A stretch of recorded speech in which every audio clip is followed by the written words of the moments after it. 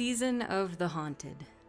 A story about grief, the many shapes it takes, and the ways in which people deal with it. This narrative touches on themes that we are all familiar with.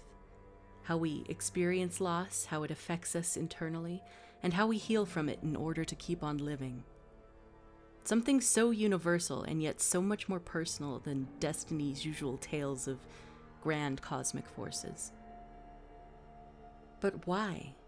Why are we zooming in so closely to examine the interpersonal struggles of these characters, and what bigger overall picture does such an investigation paint? Is there any insight to be gained about Destiny 2's upcoming plot as we move closer to Lightfall? I would like to explore these questions and take a deeper look at the meaning of the threads woven throughout this story. Welcome to the first episode of Destiny Arcanum. I am your host Moonvald, and in this series I will make my best attempt to analyze the hidden symbolism, esoteric references, visual language, and other subjects within the gameplay and lore of Bungie's Destiny.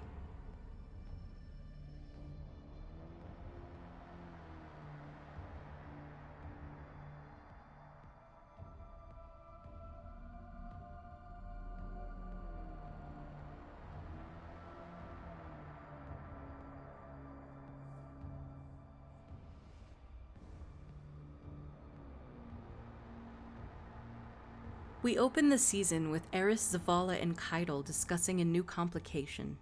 The Leviathan, now looming over the moon, is using the power of the pyramid below to generate a malicious psychic force that plagues these characters with visions of past traumas and regrets.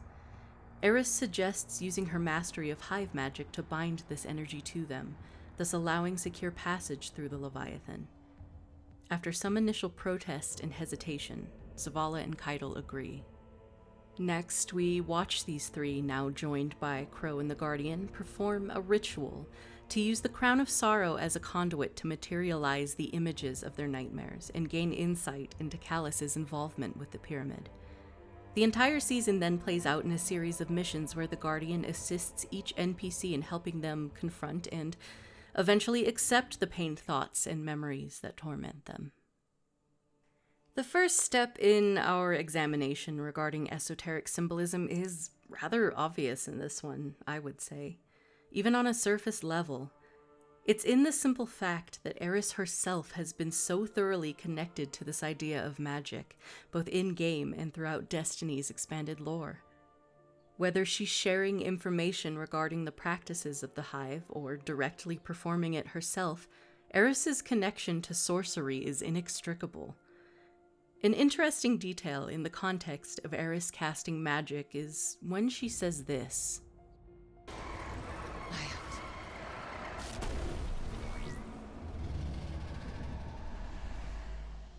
Aiat. This is a hive invocation that's somewhat enigmatic in terms of its exact definition.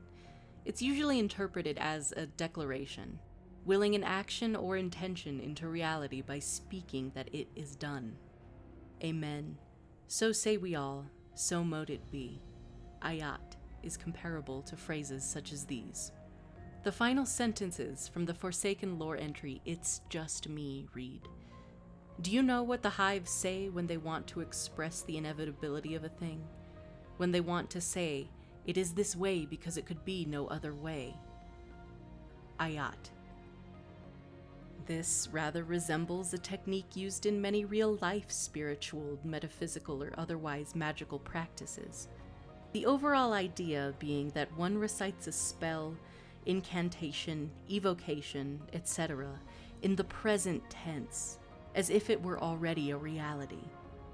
Say a practitioner were to cast a spell to draw money to themselves. They may use statements like, "I am financially secure," and "I have abundant wealth."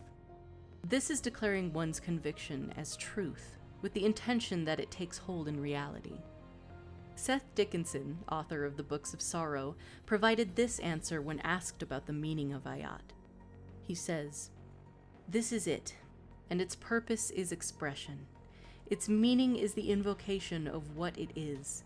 Its mission is to draw in the mind and make an incision of curiosity, and to be that incision, which is a question and its own solution, to make one hunger for an answer, whose answer is its own wanting. Aiat. This is it. It is that utterance. In its vagueness, this explanation certainly elicits a sense of mystery, spinning the notion of a question and answer that are one and the same thing. If you'd like to ponder the word Aiat even more, I've left a link in the description to a fantastic written analysis by Tumblr user Flowers of Io. Moving on to a broader perspective, the entire nature of the ritual Eris conducts here is one of binding, a type of magic all its own that is seen throughout history and used to many different ends. Sometimes to protect, sometimes to curse, even sometimes for the purpose of divination. I can bind these nightmares to us, grant us safe passage through the ship.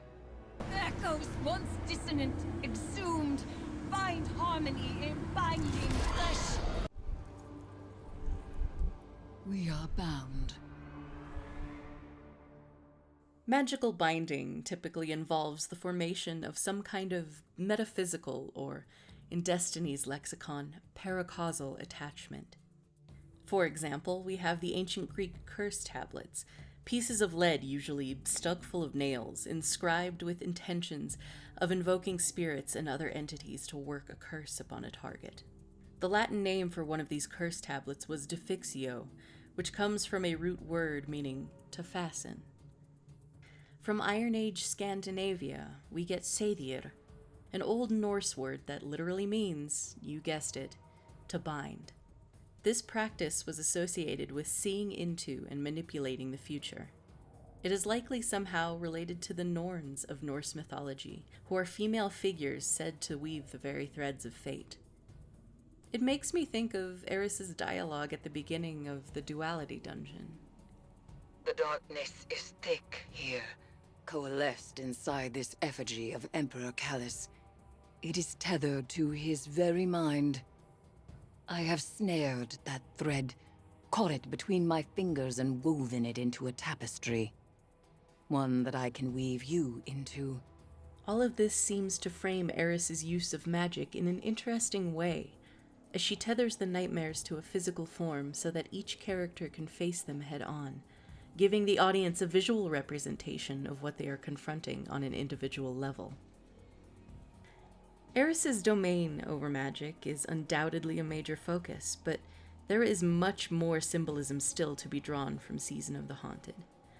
Let's consider the Egregore fungus. This environmental detail has been a feature of many spaces throughout Destiny 2, as far back as Season of the Drifter, where we found it growing on the derelict. We also know that it's present aboard the Glycon, and per the Eidolon Pursuant armor, we hear about Eris using it in yet another ritual at the Ziggurat on Europa. The lore reads as follows. 4. You are led. Elsie is not at camp and beyond, perhaps another time, but Eris emerges from Transmat to see Drifter alone, interrogating Elsie's strange floating companion. Well, what are you? Drifter points at the thing with distrust. Leave it be. The Ziggurat awaits our experiment, Eris says, saddling a mostly materialized sparrow and blasting off into the snow across the frozen Europan flats. And don't touch my stuff, she hears Drifter shout at the thing as he follows after her. Frigid sleet stings Eris's face red atop the Ziggurat. It is a welcome sensation compared to the prickling numbness that sticks her fingers. She grips a harvested stalk of the Egregore fungus tightly in one gloved hand. In the other, a hot flare disgorges plumes of jade smoke. She lights the stalk at both ends, according to the Drifter's instructions.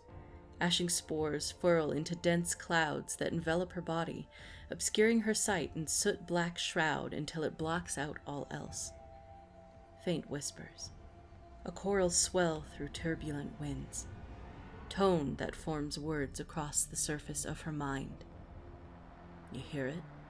Drifter asks, his voice a whisper outside her awareness.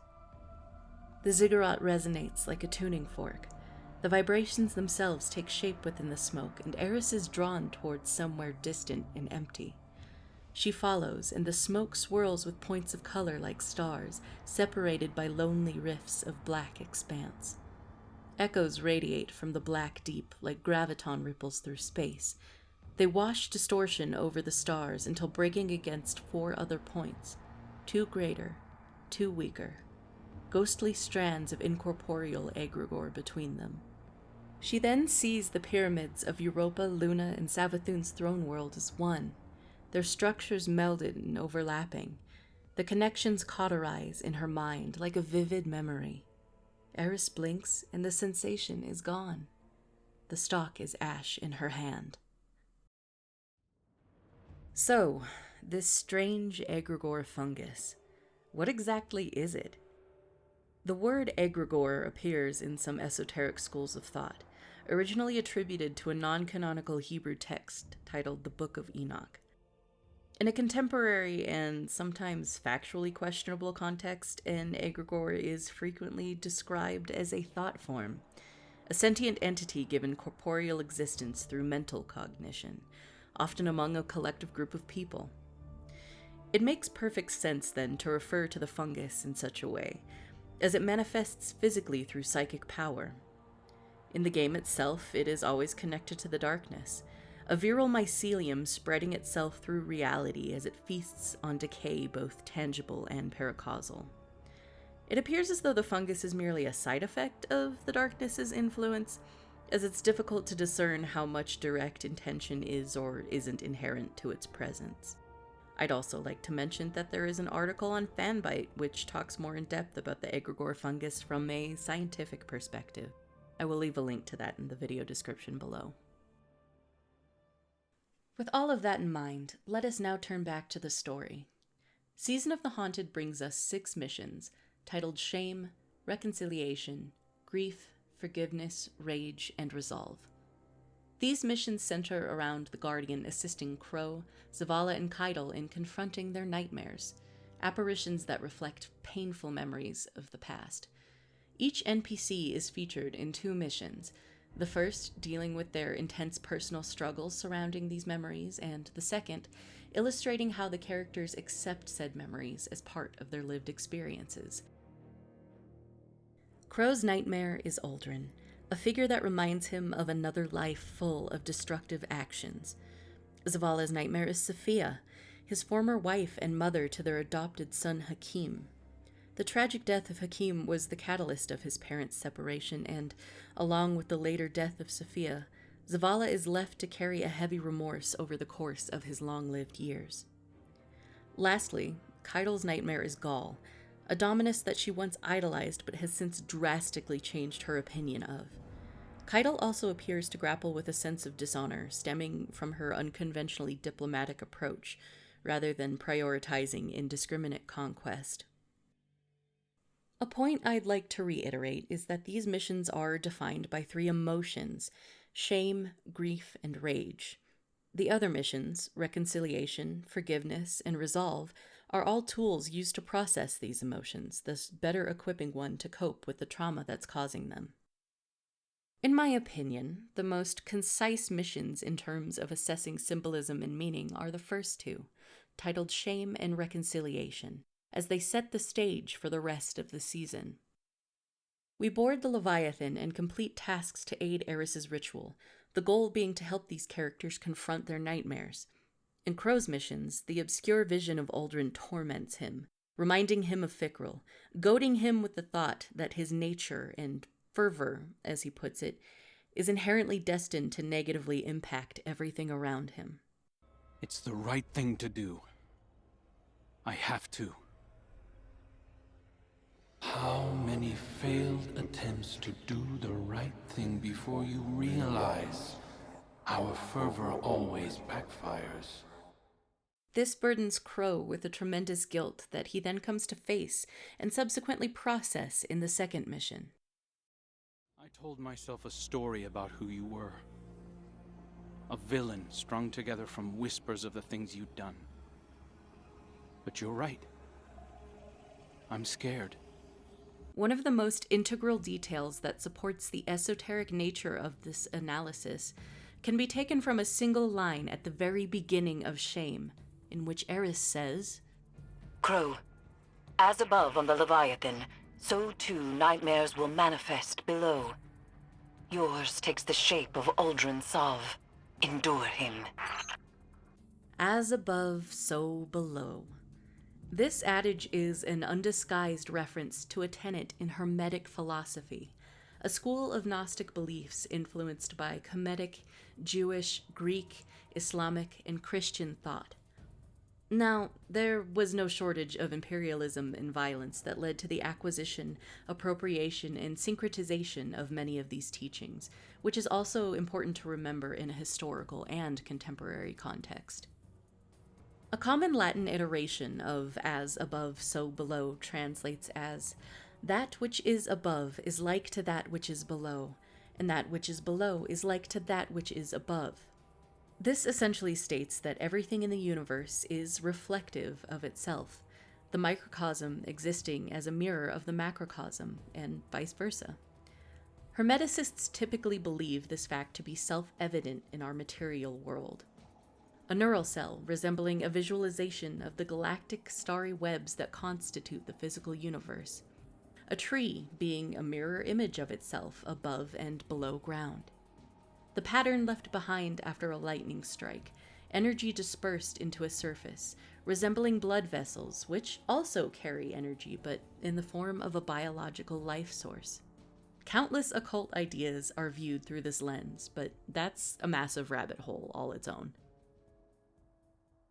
Zooming out once more, let us examine the encompassing theme of confronting trauma and emotional anguish in Season of the Haunted, as it seems to relate to a concept in modern psychology referred to as the shadow or the shadow self. The notion of the shadow is described as a representation of the hidden aspects of our unconscious psyche. Before I continue, though, I'd like to mention that while I have studied a fair amount, I'm definitely not an expert in psychology, so please keep that in mind. None of this information is meant to be prescriptive in any way, and it's really not advisable to apply psychiatric or psychological techniques on yourself. You really want to know what you're doing there. In light of that, though, I will include some mental health resources in the description for you. As we delve into the idea of the shadow, we can take a look at Carl Jung, an early 20th century Swiss psychologist whose work built the foundation for analytical psychology. He spoke on archetypes, the dichotomies of human personalities, semiotics, and, of course, the unconscious. Jung asserted that the shadow consists of the repressed, unknown facets of our personality, a blind spot in our psyche, so to speak. The parts of the shadow self are considered emotionally difficult to contend with, but Jung believed that in order to mitigate the negative effects of subconscious suffering, one could shed light on these dark, unseen shadow aspects in order to examine them and accept them into the whole, complete picture of the self, integrating them as part of one's entire being.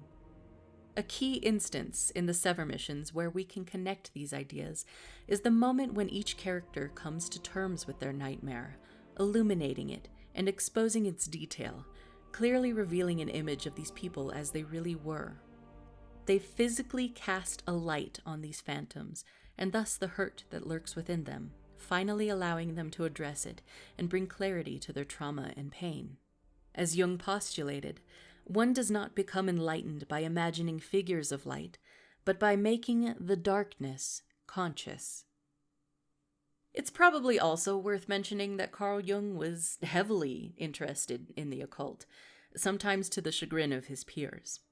He was contemporaries with Freud, who said to Jung in a letter between them that, "In matters of occultism, I have grown humble since the great lesson Ferenczi's experiences gave me. I promise to believe anything that can be made to look reasonable. I shall not do so gladly, that you know, but my hubris has been shattered." Even so, Jung continued to center occult and esoteric topics in his work. With the story missions completed, let's consider Duality, the new dungeon released with Season of the Haunted.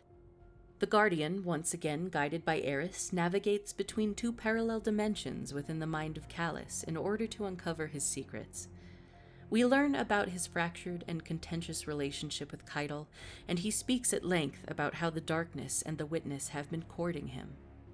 The mechanics themselves see the Guardian manipulating this journey, willingly changing between the dimensions with Eris's help in order to find passage. This allows us to work with both aspects, thus completing the dungeon. Once again, allow us to reference the phrase, "as above, so below," for this statement can be reworded, "as within, so without. As without, so within." The outer world being a mirror to the inner world, as well as the other way around.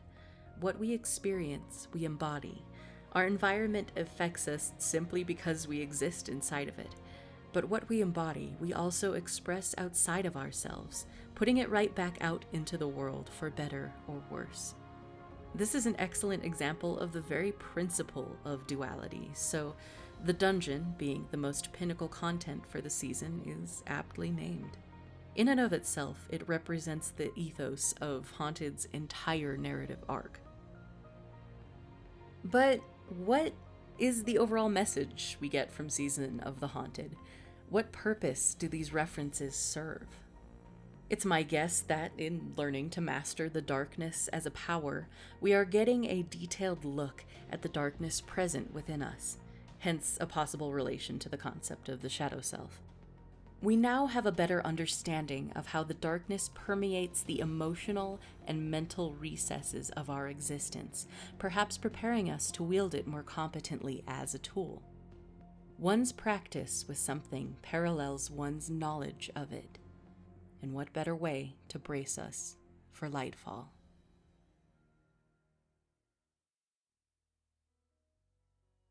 Thank you so much for watching the first episode of Destiny Arcanum, one in what I hope to be a series of many. Let me know if there's anything you'd like me to cover next. If you feel inclined to support me, the series, and my future work, please consider visiting my Ko-fi and Patreon links in the description. A one-time donation or a pledge of any variety helps me immensely, and anything is appreciated. The description also contains references, links for further research, and book recommendations that are relevant to this video, if you're interested. You can also find me on Twitter, Twitch, TikTok, and Instagram @Moonvault. Again, thank you for joining me, and I will see you next time.